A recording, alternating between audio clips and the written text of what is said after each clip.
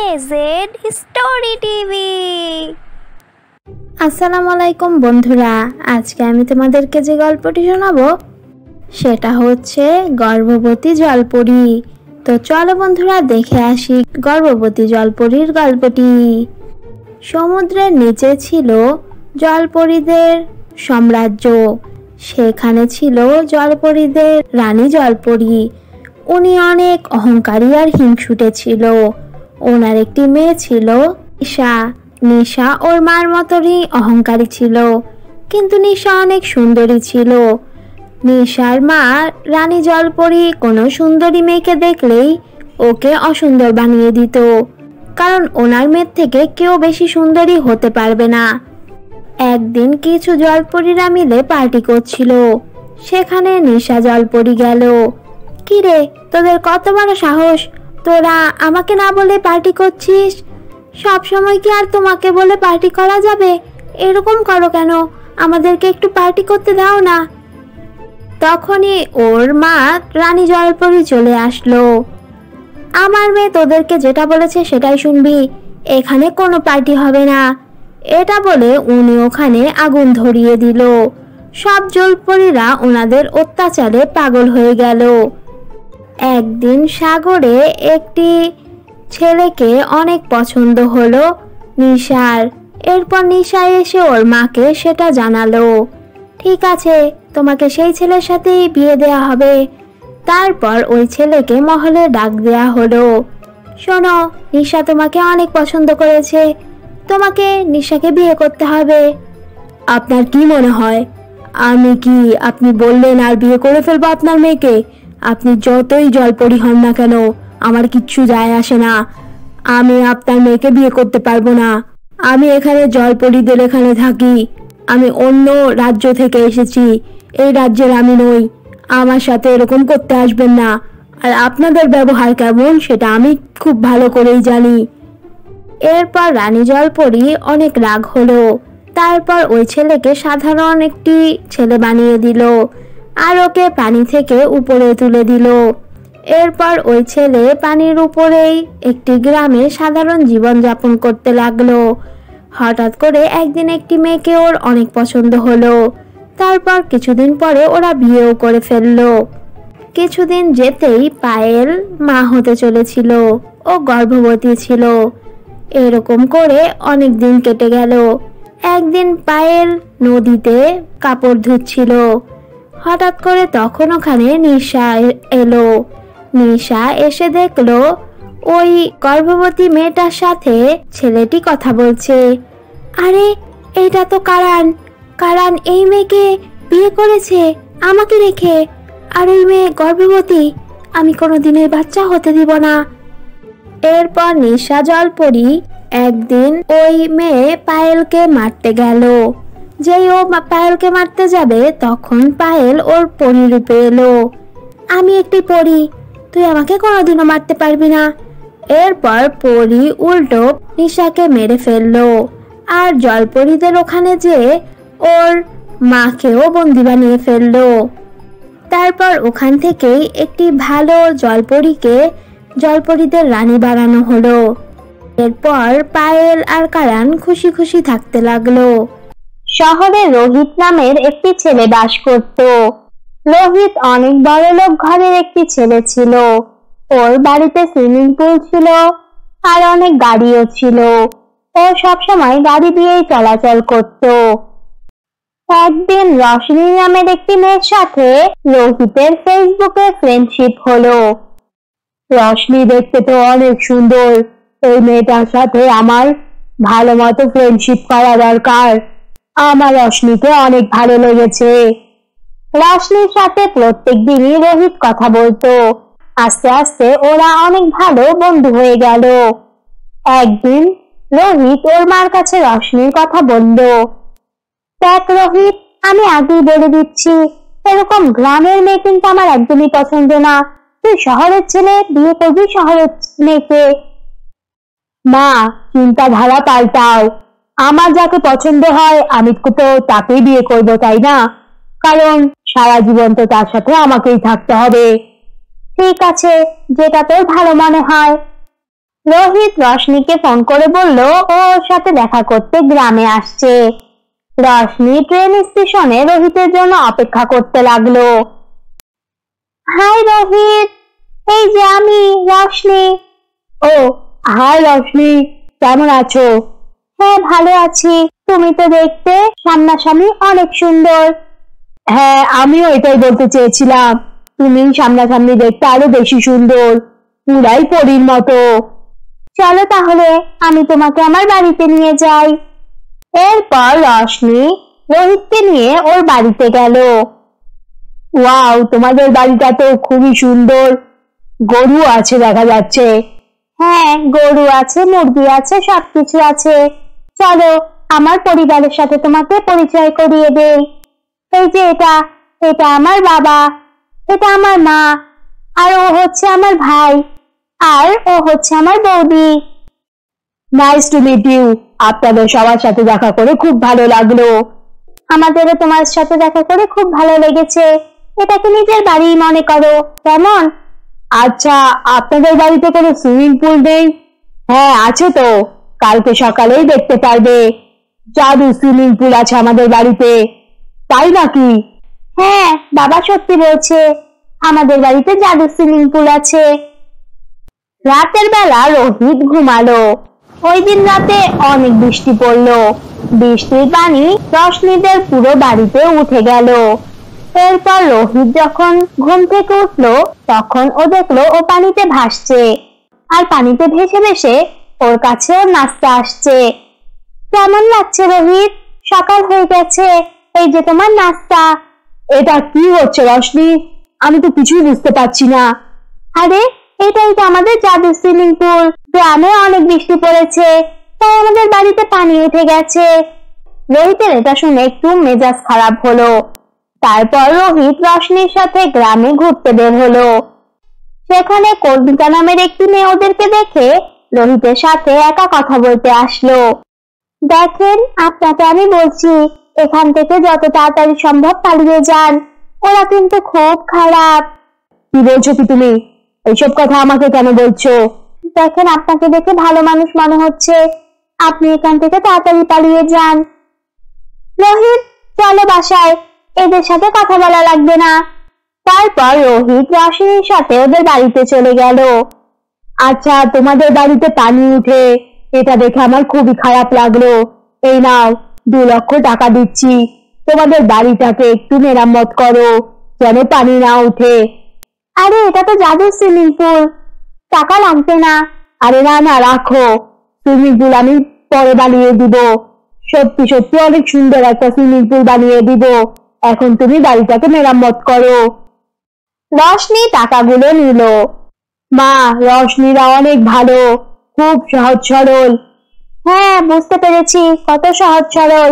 2 লক্ষ টাকা তো গিলে খেয়ে ফেলেছে, এখন দেখ আরো কত টাকা লাগে। মা এভাবে বলে না, ওরা গরিব হতে পারে কিন্তু আমার থেকে ওরা সাহায্য চায়নি, আমি নিজ থেকে করেছি। হ্যাঁ হ্যাঁ বুঝতে পেরেছি সবই, যা তোর ভালো মনে হয় তাই কর। তারপর যখন রোহিত ঘরে ঢুকলো তখন দেখলো রশনি ওর বাবা আমার সাথে কথা বলছে। রশনি, ভালো একটা মুরগাই তো পেয়েছিস, পুরোই বোকা, 2 লক্ষ টাকা দিয়ে দিয়েছে, এটার থেকে 50 লাখ টাকা তো নিতেই হবে। হ্যাঁ বাবা, এটাকে বিয়ে করার আমার কোনো ইচ্ছাই নেই, আমি ওর থেকে টাকা নিব, তারপরে সত্যি সত্যি সুইমিং পুল আলা একটি বাড়ি বানাবো। এটাই তো আমরা করি, ফেসবুকে সবাইকে বোকা বানিয়ে তারপরে ওদের থেকে টাকা নেই। রোহিত এগুলো সব শুনে ওই মেয়ের কথা বুঝতে পারলো।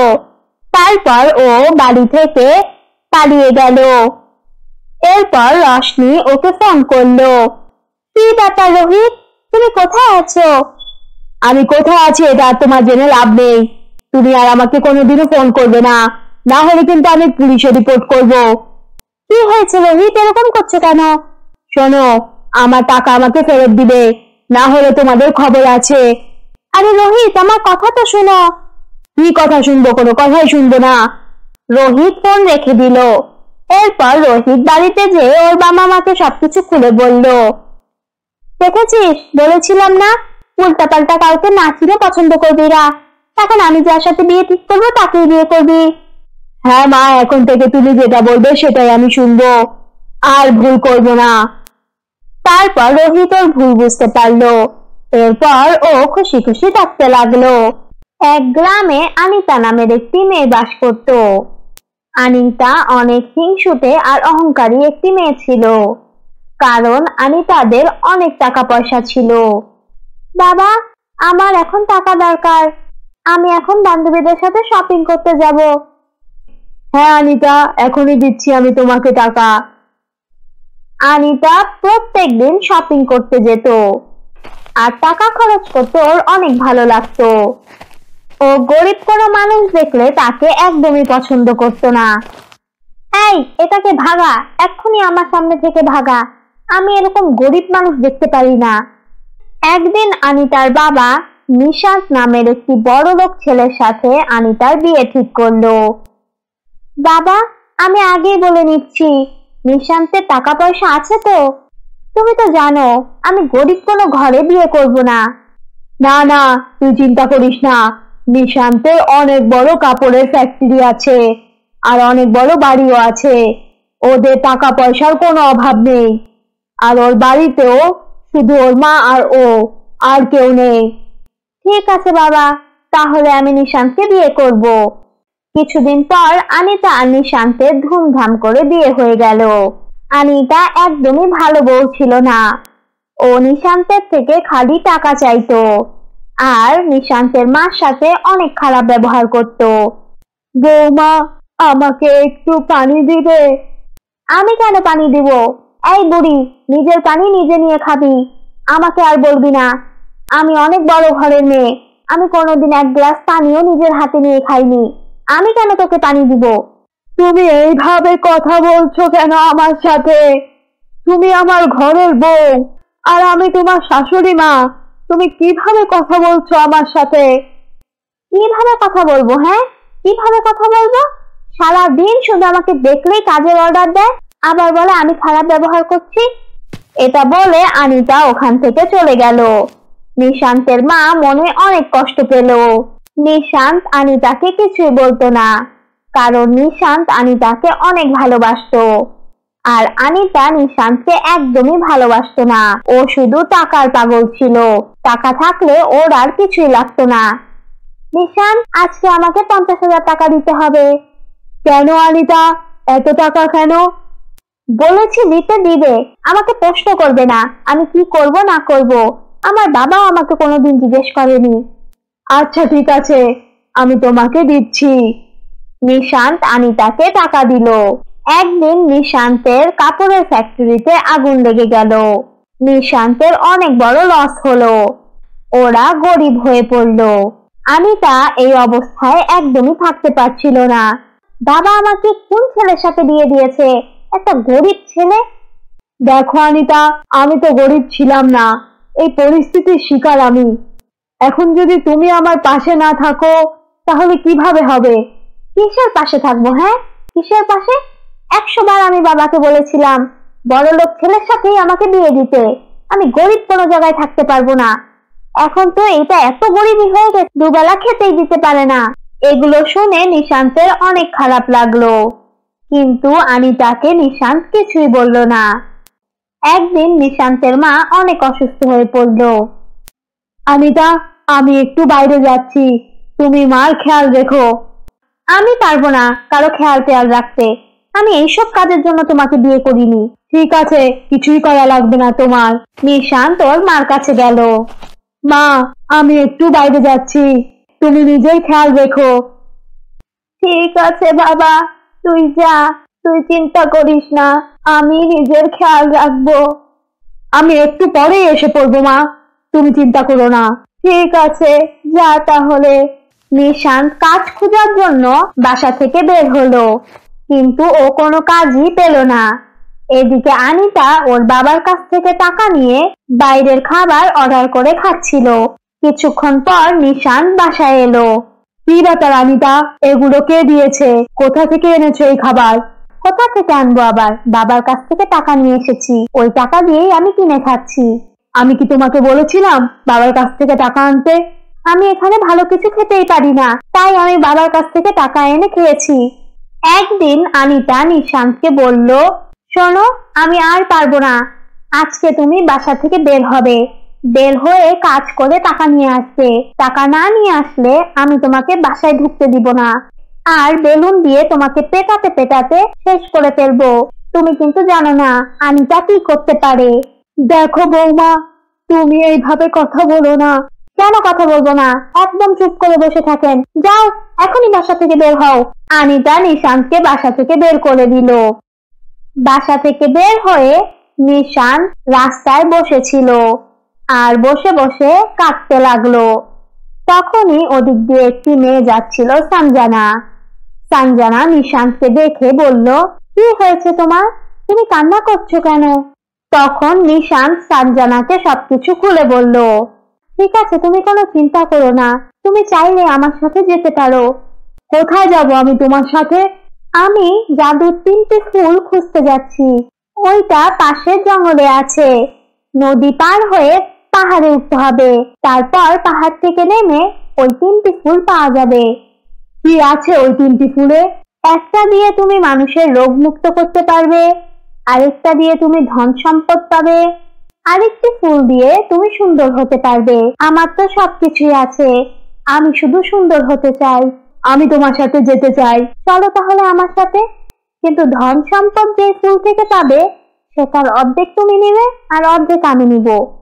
ঠিক আছে, আমার কোনো সমস্যা নেই। নিশান আর সঞ্জনা নৌকায় উঠলো। নৌকা দিয়ে ওরা নদী পার হচ্ছিল। দেখো নিশান, ওই জঙ্গলে একটা ডাইনিও আছে, আমার খুব ভয় করছে। না, তুমি ভয় করো না, তুমি অনেক ভালো একটি মেয়ে, তোমার কেউ কোনো ক্ষতি করতে পারবে না। নদী পার হয়ে ওরা জঙ্গলে গেল। জঙ্গলে ওরা হাঁটতে লাগলো। আর কত দূর যেতে হবে? চলো, এদিক দিয়ে মনে হয় যেতে হবে, ওই সামনে একটু যেয়ে দেখি। নিশান্ত আর সঞ্জনা জাদুর 3টি ফুলের কাছে গেল। ওরা ওখানে যেতেই একটি ডাইনি ওখানে চলে আসলো। কিরে তারা, তোরা এখানে এসেছিস? এখন তোদের তাজা তাজা মাংস খাবো আমি। তুমি আমাদেরকে ভালোই ভালোই এই 3টি ফুল নিয়ে যেতে দাও। আমি তো তোদেরকে এমনি এমনি ছাড়বো না, আমি তোদের মাংস খাবো এখন। ডাইনি সঞ্জনাকে ধরে ফেললো। তখন নিশান্ত ওর তরোয়াল দিয়ে ডাইনিকে মারলো আর ওর গায়ে আগুন ধরিয়ে দিল। বাঁচাও বাঁচাও, ওরে বাবা রে! ডাইনি মরে গেল। তারপর নিশান্ত আর সঞ্জনা ফুল নিল। এখন আমি এই জাদুর লাল ফুলটি দিয়ে সুন্দর হব। জাদুর লাল ফুলটি সঞ্জনার মুখে লাগানোর সাথে সাথে সঞ্জনা অনেক সুন্দর হয়ে গেল। দেখো, আমাকে সুন্দর লাগছে না? হ্যাঁ, তোমাকে অনেক সুন্দর লাগছে। চলো তাহলে এখন যাওয়া যাক। নিশান্ত আর সঞ্জনা ওদের গ্রামে ফিরে গেল। যাওয়ার পর ওরা নিশান্তের বাড়ি গেল। এই দেখো আনিতা, আমি কি নিয়ে এসেছি, দাঁড়াও, আগে মাকে সুস্থ করে নেই। জাদুর নীল ফুলটি ওর মার মুখে লাগানোর সাথে সাথে নিশান্তের মা ভালো হয়ে পড়ল। আরে নিশান্ত, এটা কি দিয়েছিস? আমি তো অনেক ভালো হয়ে পড়েছি। হ্যাঁ মা, এটা একটি জাদু ফুল। আর অনিতা, এই যে এই ফুলটি দেখছো, এটা দিয়ে আমরা অনেক ধন সম্পত্তি পাবো, কিন্তু এটার অর্ধেক সঞ্জনাকে দিতে হবে। কেন এটার অর্ধেক সঞ্জনাকে দিব? আমি কিছুই দিব না। যা, তুই এখান থেকে বের হ। এই সঞ্জনা, যা বের হ। অনিতার ব্যবহার নিশান্তের অনেক খারাপ লাগলো। তারপর নিশান্ত অনিতাকে বলল, সঞ্জনা, তুমি যাবে না, এখান থেকে যদি যেতে হয় তাহলে অনিতা যাবে। অনেক সহ্য করেছি তোমার অত্যাচার, আর সহ্য করব না। যাও, বের হয়ে যাও আমার বাসা থেকে, আমি তোমার সাথে আর কোনো সম্পর্কই রাখবো না। তারপর নিশান্ত অনিতাকে ছেড়ে দিল। কিছুদিন পর নিশান্ত আর সঞ্জনার বিয়ে হয়ে গেল। এরপর ওরা খুশি খুশি থাকতে লাগলো। তো তোমরা দেখলে বন্ধুরা গর্ভবতী জলপরীর গল্পটি। এই গল্পটি ভালো লাগলে লাইক করো, আর কেমন লেগেছে এটা জানাতে কমেন্ট করো। আর হ্যাঁ বন্ধুরা, আমাদের AZ স্টোরি টিভিকে সাবস্ক্রাইব করো। আল্লাহ হাফেজ।